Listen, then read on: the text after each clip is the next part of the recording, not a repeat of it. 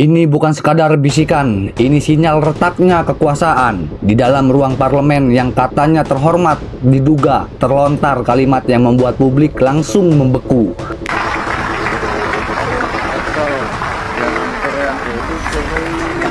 Mbak Puan terakhir kemarin ada viral mic bocor, Mbak Puan di dalam dengar juga nggak, Mbak?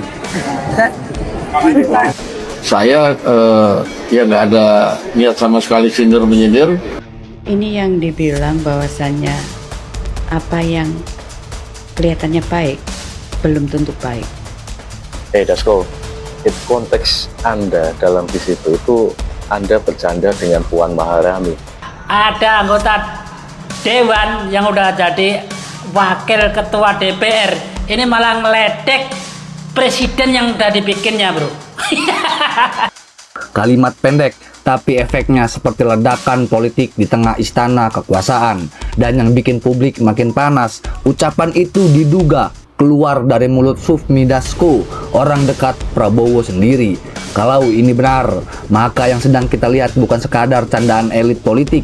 Ini bisa jadi sindiran tajam dari dalam lingkaran kekuasaan kepada Presiden Prabowo dan bayang-bayang Jokowi yang masih terus mengintai politik Indonesia. Rakyat hari ini sedang hidup susah, harga naik, lapangan kerja makin keras, anak muda bingung masa depan.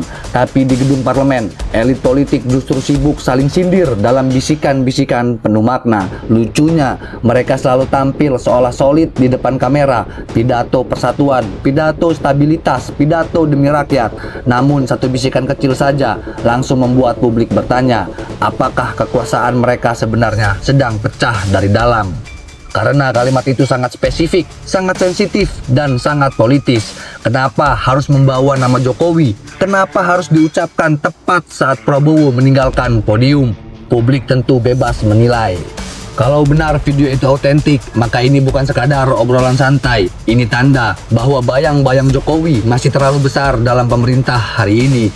Prabowo sudah menjadi presiden, tapi publik masih terus melihat hubungan tarik ulur kekuasaan lama dan baru. Dan di tengah situasi itu, muncul dugaan sindiran dari orang terdekat sendiri. Ironis. Dulu mereka tampil bersama, saling dukung, saling puji, saling bicara persatuan nasional. Tapi politik memang sering berubah cepat. Besok bisa saling jaga jarak. Hari ini tepuk tangan bersama, besok mulai saling lempar kode di parlemen. Dan rakyat lagi-lagi cuma jadi penonton drama elit yang tidak pernah benar-benar selesai.